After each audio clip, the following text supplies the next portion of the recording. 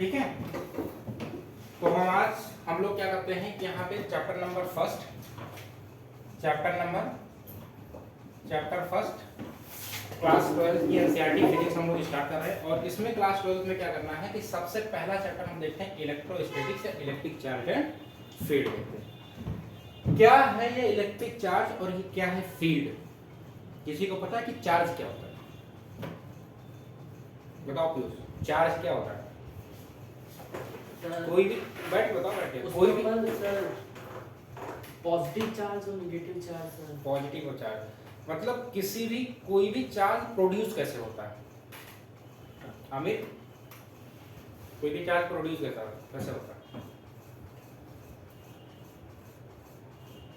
बताओ भाई। ठीक है, कोई भी चार्ज जब किसी भी दो बॉडी को रब्ड करते हैं, क्या करते हैं? रबिंग करते हैं। ठीक है, तो रबिंग करने के बाद उस पर क्या होता है? फ्रिक्शनल फोर्स की वजह से टू चार्ज प्रोड्यूस होता है, दो चार्ज उत्पन्न होते हैं। अब वो चार्ज आपका पॉजिटिव भी हो सकता है, वो चार्ज आपका नेगेटिव भी हो सकता है, वो चार्ज आपका पॉजिटिव और नेगेटिव दोनों भी हो सकता है। समझ में नहीं है? जब किसी भी ऑब्जेक्ट को क्या करते हैं? हम रबिंग करते हैं।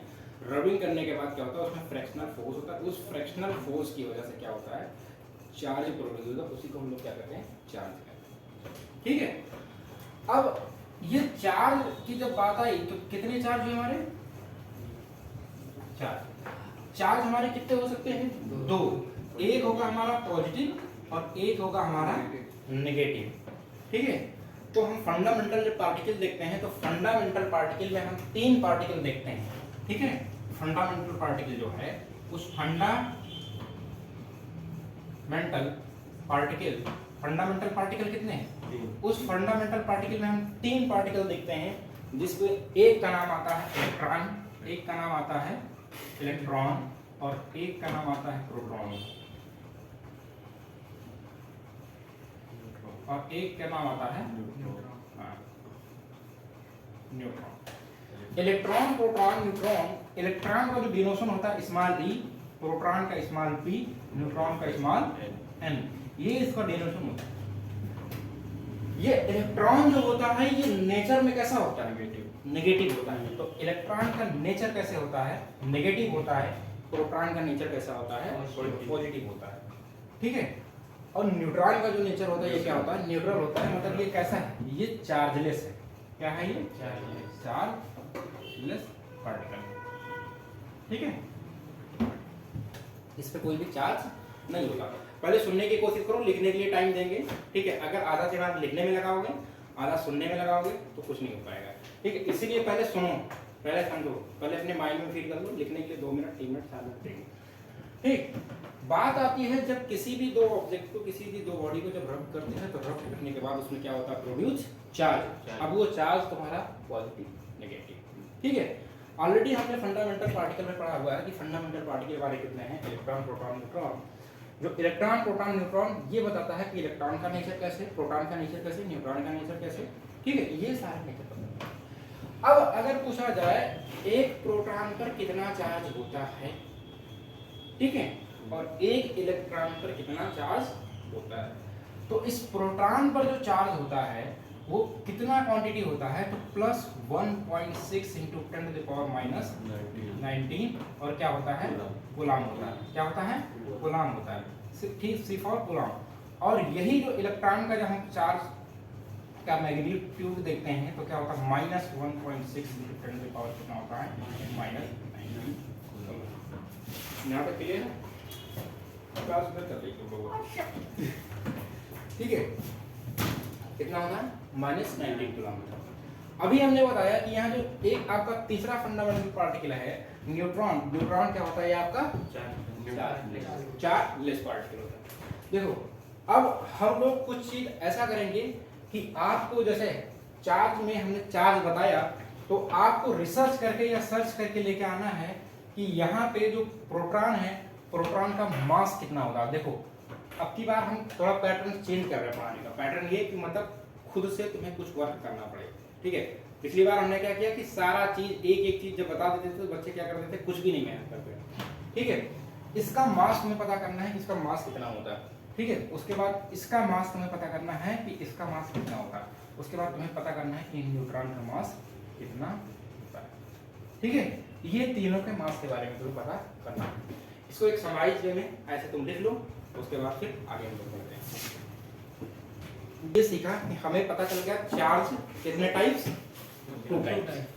चार्ज कितने टाइप्स, चार्ज जब हमने देखा तो मेनली चार्ज हमने कितने टाइप में कैटेगराइज किया, 2 टाइप में, और एक हमने नाम दिया पॉजिटिव और एक हमने नाम दिया नेगेटिव। अब इसमें अगला हेडिंग लिखेंगे properties of charge. Properties of charge में देखेंगे कि चार्ज के क्या प्रॉपर्टी होते हैं। जैसे हर एक व्यक्ति का अपना प्रॉपर्टी होता है, हर एक पर्सन का अपनी कोई ना कोई क्वालिटी होती है, कोई ना कोई प्रॉपर्टी होता है, हर एक मटेरियल का भी अपनी कोई ना कोई क्या होती है, प्रॉपर्टी होती है, और वो उसी प्रॉपर्टी की वजह से जाना जाता है। तो इस प्रॉपर्टी में देखेंगे कि चार्ज की क्या प्रॉपर्टी है। पहली प्रॉपर्टी हम देखेंगे कि अगर लाइक चार्ज है तो लाइक चार्ज, इस लाइक चार्ज को हम लोग क्या कहते हैं, सिमिलर चार्ज। क्या कहेंगे, सिमिलर चार्ज। सिमिलर चार्ज अगर दो चार्ज पॉजिटिव हो या दो चार्ज दोनों एक दूसरे का नेगेटिव हो, ठीक है, या कह सकते हैं प्रोटॉन हो या कह सकते हैं इलेक्ट्रॉन हो, तो ये चार्ज क्या कहलाते हैं, तुम्हारे लाइक चार्ज कहलाते हैं। लाइक मतलब सिमिलर का मतलब एक जैसा। अगर दो चार्ज एक जैसे हैं तो उन दोनों चार्जों में क्या होगा, अट्रैक्शन होगा या रिपल्शन होगा। क्या होगा, अट्रैक्शन होगा या रिपल्शन होगा। तो लाइक चार्ज या similar charge are repulsive nature, are repulsive in nature, ठीक है बेटा। दूसरा कंडीशन लिखेंगे लाइक के बाद यहां पे देखेंगे अनलाइक चार्ज और डिसिमिलर चार्ज और अगर डिसिमिलर चार्ज का मतलब क्या, अगर एक प्रोटॉन है, एक न्यूट्रॉन है, एक इलेक्ट्रॉन है, एक प्रोटॉन है, एक इलेक्ट्रॉन है, या एक इलेक्ट्रॉन है, एक प्रोटॉन है, ठीक है, एक पॉजिटिव चार्ज है और एक नेगेटिव चार्ज है, दोनों एक दूसरे को क्या कर लेंगे, अट्रैक्ट कर लेंगे। तो जब दोनों एक दूसरे को अट्रैक्ट करेंगे तो उसी को हम लोग कहते हैं अनलाइक चार्ज, तो उसी को हम लोग कहते हैं डिसिमिलर चार्ज। तो डिसिमिलर चार्ज एक दूसरे को क्या करेंगे, नेचर में कैसे होंगे, अट्रैक्टिव इन नेचर, ठीक है। तीसरी प्रॉपर्टी इसकी ये है कि अगर कोई भी चार्ज होगा, क्वांटाइजेशन ऑफ चार्ज, क्या पढ़ेंगे, क्वांटाइजेशन ऑफ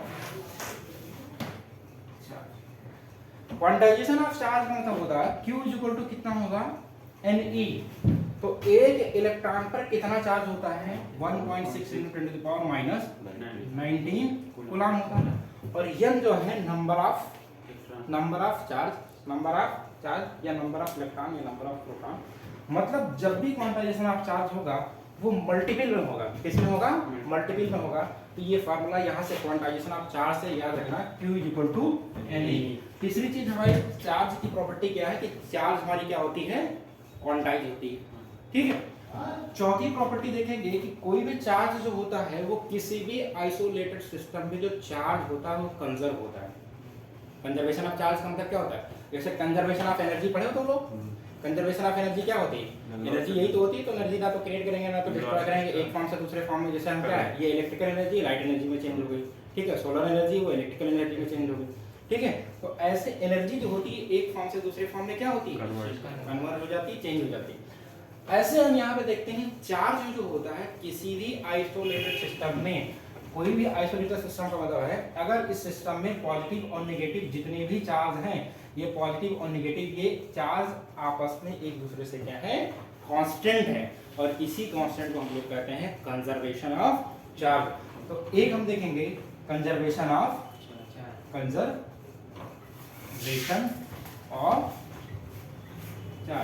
तो कंजर्वेशन ऑफ चार्ज, तो ये 5 से प्रॉपर्टी तुम्हारी ऐसी हैं, ये जो है ये चार्ज की प्रॉपर्टी है। क्या है, चार्ज की प्रॉपर्टी है। तो इस चार्ज की प्रॉपर्टी को क्या करेंगे, लिख लेंगे, ठीक है। होने के बाद अब हम लोग आते हैं मेनली जहां से इस चैप्टर का मेन इंपॉर्टेंट रोल प्ले होता है, वो है हमारा कूलॉम्स लॉ। क्या है?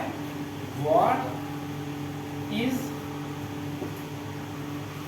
Coulomb's law? क्या है कूलॉम्स लॉ और कूलॉम्स लॉ इतना फेमस क्यों है? ये किस ऑब्जेक्ट के लिए लगता है? ठीक है, इसके लिए लगता है। दो चार्ज पार्टिकल के बीच में लगता है। तो जो दो चार्ज पार्टिकल के बीच में लगता है, कूलॉम्स लॉ के अट्रैक्टिव नेचर क्या होता है, या रिपल्सिव नेचर क्या होता है, या बोथ नेचर का होता है? कूलॉम्स लॉ क्या होता है? अट्रैक्टिव एंड रिपल्सिव दोनों नेचर का होता है। अच्छा, न्यूटन्स का एक लॉ पढ़े होंगे, ठीक है? न्यूटन्स में भी एक लॉ है जो अट्रैक्टिव लॉ को फॉलो करता है, कि रिपल्सिव लॉ को फॉलो करता है। न्यूटन्स और कूलॉम्स लॉ में डिफरेंस यही है कि न्यूटन्स लॉ क्या होता है कि वो एक दूसरे के अट्रैक्टिव लॉ को फॉलो करता है, लेकिन कूलॉम्स लॉ अट्रैक्टिव के साथ रिपल्सिव भी नेचर को फॉलो करता है, इसलिए कूलॉम्स लॉ बहुत ज़्यादा इंपॉर्टेंट है। कूलॉम्स ने ये स्टेट किया कि अगर कोई भी दो चार्ज हैं, suppose that let the charge is to be Q1 and Q2। अब ये चार्ज क्या है? Q1 और Q2, Q1 here and Q2, दो चार्ज हैं। इन दोनों चार्ज के बिटवीन में कोई ना कोई डिस्टेंस होगा। उस डिस्टेंस को तुम्हारे किताबों में हर जगह R से डिनोट करते हैं, तो हम लोग भी यहाँ से R से डिनोट कर लेंगे। बट नोट करने के लिए हम क्या है, इंडिपेंडेंट है, कुछ भी डिनोट कर लें, R से कर लें, D से कर लें, जो भी करें। तो कूलॉम्स ने ये बताया कि अगर कोई दो चार्ज हैं, वो दोनों चार्ज एक दूसरे से क्या हो सकते हैं? सिमिलर भी हो सकते हैं, नेगेटिव भी हो सकते हैं, एक पॉजिटिव हो सकता है, एक नेगेटिव हो सकता है। अगर चार्ज एक दूसरे से पॉजिटिव नेगेटिव है, या एक दूसरे पॉजिटिव है, या नेगेटिव है, तो कूलॉम्स लॉ ये स्टेट करता है कि जितने भी चार्ज पार्टिकल है, अगर ये सिमिलर हैं तो रिपल्सिव नेचर को फॉलो करेंगे, अगर डिसिमिलर है तो क्या करेंगे? अट्रैक्टिव नेचर को फॉलो करेंगे। तो कूलॉम्स ने स्टेट किया कि दो चार्जों के बीच में लगने वाला फोर्स क्या होगा? F होगा। क्या होगा? अब वो चाहे अट्रैक्टिव नेचर में फोर्स लगे और चाहे वो रिपल्सिव नेचर में लगे। भाई अगर दो चार्ज एक दूसरे के पास लाएंगे, अगर सिमिलर चार्ज हैं, सेम चार्ज हैं, तो एक दूसरे से क्या करेंगे? रिपल करेंगे, और रिपल करने वाला फोर्स क्या होगा? F होगा। दो चार्ज एक दूसरे से, एक पॉजिटिव एक नेगेटिव, दोनों एक दूसरे के पास आएंगे तो लगने वाला फोर्स क्या होगा? तब भी F होगा। तो अट्रैक्टिव हो चाहे रिपल्सिव हो, दोनों नेचरों में फोर्स तुम्हारा क्या लगेगा? F। और उन दोनों के बिटवीन में कोई ना कोई क्या होगी? दूरी। वो दूरी हमारी क्या है? R। तो कूलॉम्स ने ये बताया कि जो दोनों चार्ज होंगे, वो दोनों चार्ज क्या होंगे? तो इस पर लगने वाले फोर्स के क्या होंगे? गुणनफल के क्या होंगे? मल्टीपल के क्या होंगे? डायरेक्टली प्रोपोर्शनल होंगे। तो F directly proportional equal to क्या हो जाएगा? Q1 इनटू क्या हो जाएगा? Q2 हो जाएगा। ये पहला इक्वेशन इन्होंने स्टेट किया कि दोनों चार्ज जो होगा, वो दोनों चार्ज उस पर लगने वाले फोर्स के क्या होगा? डायरेक्टली प्रोपोर्शनल के बराबर होगा। दूसरा इन्होंने बताया कि इसकी जो दूरी होगी, डिस्टेंस होगी, वो क्या होगी? फोर्स की क्या होगी? इनवर्सली प्रोपोर्शनल होगी। ठीक, इनवर्सली प्रोपोर्शनल अपॉन डिस्टेंस ए स्क्वायर। ठीक है, ये इसका मतलब ये समझ में आया कि इनवर्सली का मतलब क्या होगा? उल्टा। अगर इसकी दूरी को घटा देंगे तो फोर्स क्या हो जाएगा? अगर दूरी को घटा देंगे तो फोर्स बढ़ जाएगा, क्योंकि इनवर्सली एक दूसरे को उल्टा। अगर दूरी को बढ़ा देंगे तो फोर्स क्या हो जाएगा? कम हो जाएगा। ठीक है, ये इन्होंने क्या किया कि दो इक्वेशन दिए। जब इन्होंने दोनों इक्वेशन को मर्ज किया, क्योंकि यहाँ पे भी फोर्स, यहाँ पे फोर्स, तो हम क्या करेंगे? इक्वेशन फर्स्ट और इक्वेशन सेकंड को जब मर्ज करेंगे तो ये आ जाएगा F डायरेक्टली प्रोपोर्शनल आ जाएगा Q1 इनटू Q2 अपॉन क्या आ जाएगा? इस डायरेक्टली प्रोपोर्शनल साइन को हटाने के बाद सभी लोगों को पता है कि कोई ना कोई कांस्टेंट वैल्यू आती है। उस कांस्टेंट वैल्यू को यहाँ पे इन्होंने क्या किया कि F is equal to constant value क्या माना? K इनटू क्या होगा? Q1 into Q2 divide by R square. This is the Coulom's बाद में इन्होंने क्या कहा कि k की वैल्यू जो होगी, k एक कांस्टेंट है, और जैसा कि कांस्टेंट की एक वैल्यू होती है, कांस्टेंट की वैल्यू होती है 1/4 pi epsilon not, 1/4 pi epsilon not, या इसी को हम लोग क्या कहते हैं 9 × 10⁻⁹, ठीक है, 9 × 10⁻⁹, इसी की वैल्यू हम लिख सकते हैं 9 × 10⁹ क्या हो जाएगा न्यूटन, क्या हो जाएगा न्यूटन, और ये ऊपर चला जाएगा तो क्या होगा मीटर स्क्वायर पर कूलॉम स्क्वायर, तो हो जाएगा न्यूटन मीटर स्क्वायर पर कूलॉम स्क्वायर। तो यहाँ तक क्या करेंगे लिख लेंगे, ठीक।